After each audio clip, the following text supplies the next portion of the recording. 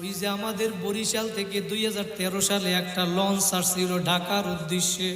ওই লঞ্চের ভিতরে আব্দুল্লাহ নামে একটা সন্তান ছিল। ওই আব্দুল্লাহ ঢাকা গার্মেন্টসে চাকরি করে। ওর বাবা ছিল না, ছেলেটা ছিল এতিম, মা ছিল অসুস্থ।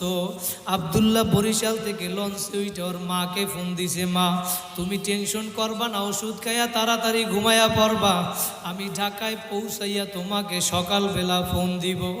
সন্তান যখন বাহিরে যায়, তুমি যতই বলো না কেন মায়ের মন মানে না। কারণ দুনিয়ার ভিতরে তোমারে যদি একজন ভালোবাসে স্বার্থ ছাড়া, সে হইল তোমার আমার মা। কথা বলেন ঠিক কিনা? কার মা নাই চোখের পানি ফালাও।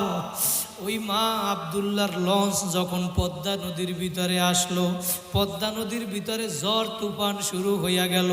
বাইরা মিথ্যা না সত্য ঘটনা পত্রিকার পর্যন্ত দিয়েছে। ওই লঞ্চের ভিতরে তুফান শুরু হওয়ার পর মায়ের মনটা কেমন জানি ছটফট করে। সন্তান মারে ফোন দিয়া বলে, মা আমি তুফানে পড়ছি সেইটা বলে না, বলে আমি ঢাকায় গিয়া তোমারে ফোন দিব, তুমি ওষুধ খাইয়া তাড়াতাড়ি ঘুমাইয়া পড়ো। রাত্রবেলা মা ওষুধ খাইয়া খাবার খাইয়া যখন বিছানায় শুইতে যাবে, মা রিমোটটা নিয়ে টিভি ছাড়ছে খবর দেখার জন্য। যখন টিভিটা ছাড়লো, খবরের নিচে ব্রেকিং নিউজে লেখা উঠছে, ওই লঞ্চ যেই লঞ্চ বরিশাল থেকে সাইরা গেছিল, পিনাক 6 লঞ্চ, ওই লঞ্চটা পদ্মা নদীর ভিতরে ডুইবা গেছে। মা একটা চিৎকার দিয়া বলে, আব্দুল্লাহ, ওই লঞ্চের ভিতরে তো আমার সন্তান আব্দুল্লাহ আছে, ছেলে যদি বিপদে পড়ে আগে জানে কে? মা এখন চিৎকার দিয়া বলে, আব্দুল্লাহর মোবাইলে এখন ফোন দেয়, ফোন রিসিভ হয় না। ফোন বাজে কিন্তু ফোন রিসিভ হয় না, একবার দুইবার তিনবার। মায়ের মন মানে না, সন্তান আব্দুল্লাহর ফোন আর রিসিভ হয় না। একদিন 2 দিন হইয়া গেল। পরের 2 দিন পরে ওই পদ্মা নদীর ভিতর থেকে লঞ্চ উঠানো হইল। লাশের পরে লাশের মিছিল শুরু হইয়া গেল। পদ্মা নদীর পাশে লাশ আর লাশ। একদিন 2 দিন আব্দুল্লাহর মা, আব্দুল্লাহর জবান থেকে মা ডাক শুনে না। আব্দুল্লাহর মা সহ্য করতে না পাইরা 3 দিনের দিন আব্দুল্লাহর মা পদ্মা নদীর কাছে চইলা গেল। পদ্মা নদীর কাছে লাশ উল্টাইয়া এবার আব্দুল্লাহরে খোঁজে। পদ্মা নদীরে ডাক দিয়া বলে, পদ্মা নদীরে, তুই আমার আব্দুল্লাহরে কোথায় হারাইছো? আব্দুল্লাহর লাশটা পর্যন্ত খুঁজিয়া পায় না। 3 দিন 4 দিন হইয়া গেল। মা সন্তানের জন্য কি পরিমাণ মায়া, আমি সেইটা বুঝাতে চাইলাম আল্লাহর কি পরিমাণ মায়া। 1 সপ্তাহ পরে আব্দুল্লাহর মায়ের মোবাইলের ভিতরে একটা ফোন আসছে। মা এবার আব্দুল্লাহর ফোনটা রিসিভ কইরা এবং কথা বলে, বাবা আব্দুল্লাহ, তুই আমার একটা সপ্তাহ মা বলিয়া ডাকো নাই, আমি তো পাগল হইয়া গেছি রে বাবা। ওই পাশ থেকে আওয়াজ আসলো, মা আমি আব্দুল্লাহ না, আমি পদ্মা থানার ওসি সাহেব বলছি, ওসি সাহেব। মা আমি আপনার সন্তান আব্দুল্লাহর লাশটা পাইছি, ওর প্যান্টের পকেটের ভিতরে মোবাইল পাইছি, মোবাইলের সিমটা খুইলা আমার মোবাইলে ঢুকাইলাম, ডায়ালে একটা নাম্বার পাইছি, মা লেখা। মা এই মা নামে আপনারে আমি ফোন করলাম, মা পদ্মা থানা থেকে আব্দুল্লাহর লাশটা আইসা নিয়ে যাইয়েন। ওই আব্দুল্লাহর লাশ 1 সপ্তাহ হইয়া গেল, পইচা গন্ধ বের হইয়া গেল, মানুষ কাছেও যাইতে পারে না।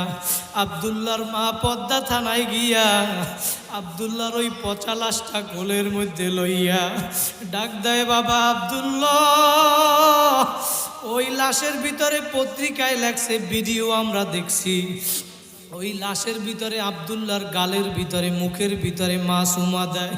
ওর পচা গোস্ত মায়ের ঠোঁটের সাথে চুমার কারণে লাইগা পড়ে। তারপরেও মা লাশটা পালাইয়া দেয় না। সন্তানের জন্য কি পরিমাণ মায়া। এইখানে অনেক সন্তানরা আসো মা বাবারে গেরা মারি রাইখা আসছো, অনেক সন্তানরা আসো 3 কান 5 কান সাদা কাপড়ের প্যাকেট বানাইয়া মা বাবারে কবরে পালাইয়া রাখছো। মা মা বাবা কেমন জানি ডাক দিয়া বলে, সন্তান তুই আজকে যেই 5 তলা 10 তলা ভবনের ভিতরে থাকতেছ, ওই ঘর তো তোর বাবা বানাইছিল। আজকে যেই ঘরের ভিতরে তুই বাড়ি জায়গার ভিতরে বাড়ি করছো, ওই ঘরটা ওই জায়গাটা তো তোর বাবাইকে নিয়ে দিছিল। আজকে তুই ওই মাহফিলে বইসা জামিয়া তালিমুন্নেসা মাদ্রাসার ময়দানে বইসা তোর মা বাবার একটু মনে কর, দোয়া কর, তোর 2 ফোঁটা চোখের পানি ফালা। সন্তান, মা তোমার আমার কেমন মা ছিল, দুনিয়ার ভিতরে যখন মা ছিল তখন বোঝো নাই, বোঝো নাই। স্কুলে পড়ছো, কলেজে পড়ছো, আইসা 7টা ময়লা হইয়া গেছে, জামাটা মায়ের কাছে দিয়া চইলা গেছো। মা জামাটা ধুইয়া সুন্দর করিয়া গুছাইয়া রাখছে। মা যে কি জিনিস বুঝো না। আজকে তোমার আমার জামার কেউ ধুইয়া দেয় না, বিনা টাকায় কেউ ধুইয়া দেয় না। স্ত্রীকে কিছুদিন খাবার দিবা না, কাপড় দিবা না, তোমার সাথে আর থাকবে না। বুঝা গেল তোমার আমার মা ছিল একজন বিনা বেতনের দাসী। কথা বলেন ঠিক কিনা?